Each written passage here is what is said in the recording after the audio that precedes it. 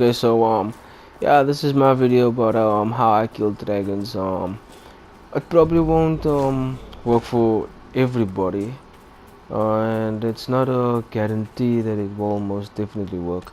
See, when I go out and kill dragons, I usually choose all mages. See, my character that I made is a mage, so then I always choose Dorian to go with, Solus, and Vivian. But yeah, not everybody makes the characters, the Inquisitor character, a mage. So I guess like yeah, most people do, but not everybody.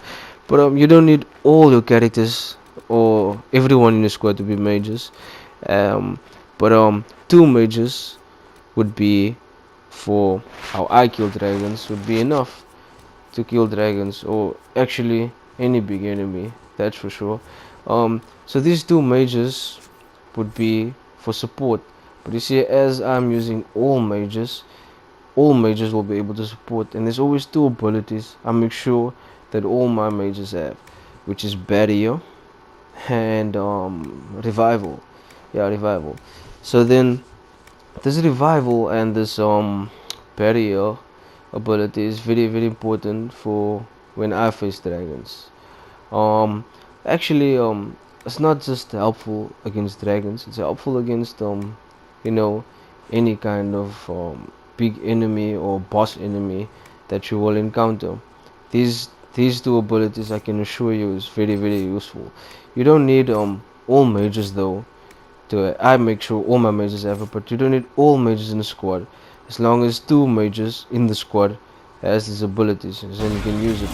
So as you can see here, as I'm fighting this dragon, I have the barriers up right now, and as soon as the barrier goes up, make sure someone else puts it up again. And as you can see, someone else putting it up, so this dragon can't harm me while those barriers are up. And as soon as my barrier goes down, boom, and another mage will put it up. And not I mean, you can't put up the barrier all the time with one character, because the cooldowns between abilities. But yeah, as soon as my barrier goes down, boom, the another mage puts it up. So yeah, and this revival ability, as you can see there, um, two of my characters in my squad are down. So manually reviving them is really not difficult, but it's just not practical. And as you can see there, I use that revival ability, and there, bam, both of them are up, and with a little bit of health too.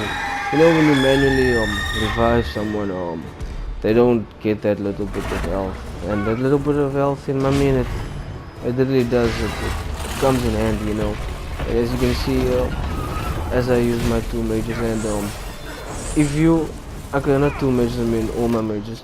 If you do not have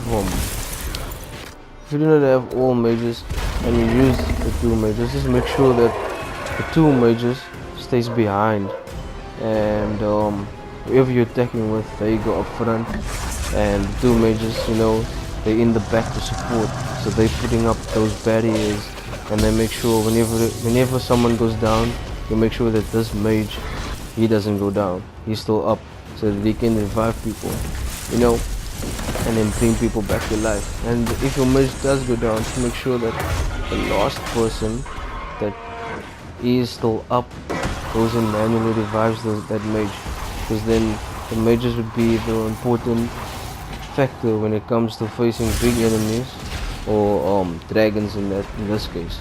So yeah, when I face dragons, I make sure that all my characters are mages. But like I said before, you don't have to do that. You don't have to make sure all of them. Just make sure that if you have some characters that are not mages, I mean, it would be better to make sure that you have far range characters in. But if you have warriors in, I mean, to make sure that the mages stay back and support those warriors from behind, and just keep those barriers up and keep the revival abilities. And that's how I kill dragons. Yeah, thanks for watching.